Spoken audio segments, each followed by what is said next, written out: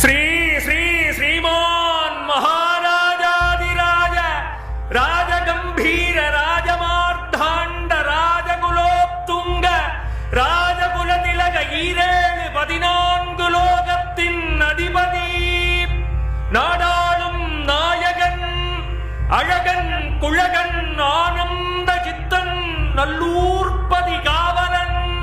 நல்லூர் அடியார் காதலன் அரண்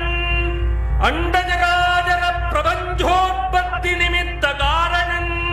வேதத்தின் நாயகன் வேள்வியின் தாயவன் முறையாகம பொருளவன் முத்தமிழ் ஆனவன்